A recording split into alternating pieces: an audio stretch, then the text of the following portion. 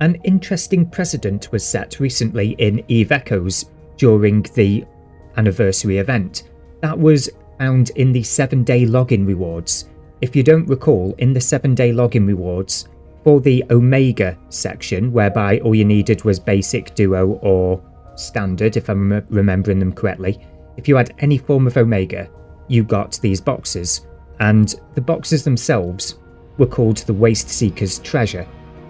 Within these we had skill points, insurance points, Lazarus unit points, and of course a Neon Rain option box cruiser in brackets.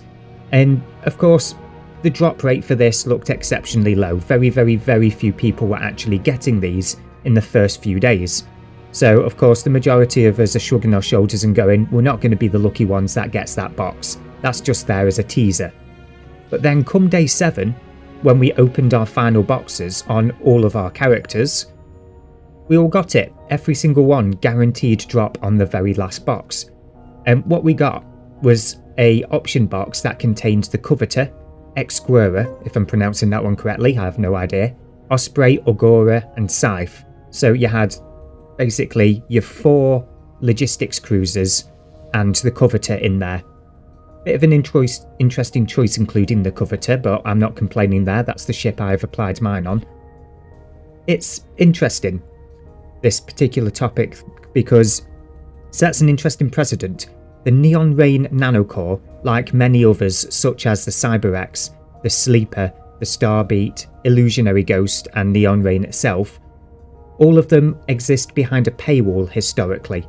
Whenever these are made available, there is some kind of what's the word that I'm looking for? Like over-the-top paywall that we've got to climb behind. Might be 50 quid, might be 100 quid, might be locked behind some kind of pretend gambling mechanic.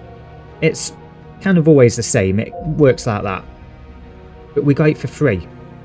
Now, does this mean that NetEase are going to start doing this in the future? That we're going to see these nanocores that were previously released behind a paywall to be treated as a form of timed exclusivity, in that now they're going to start drip feeding these old ones, now that the paying players have had them for a year, 2 years, however long they've had them?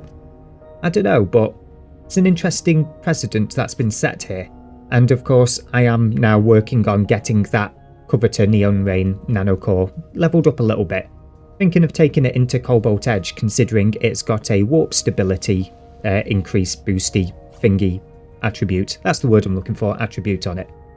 So now that we've seen the Neon Rain option box available to all players regardless of this enormous paywall, it'll be interesting to see what nanocore they introduce next, if they do happen to introduce another nanocore next at a more affordable level for those of us that can't afford the big paywalls. Me personally, I'd like to see Illusionary Ghost next, mainly because of the skin on it. You know, that proper cyberpunky glitchy skin on it. I'd quite enjoy to have that. I'd have no idea what attributes the Illusionary Ghost nanocores actually have, but if you guys at NetEase are listening, I want that one next. Just saying that, just saying it. Yeah, anyway, that is an interesting precedent. I'm afraid it's not going to be too big of a ramble video today because there's not really much to say here, is there? Or is there? I guess you guys will let me know if there's anything in the comment section below to add. But yeah, thanks for watching, guys. If you haven't hit that subscribe button already, feel free to do so. It doesn't hurt and it is a really big boost to the channel when you do. But anyway, until the next video, see ya.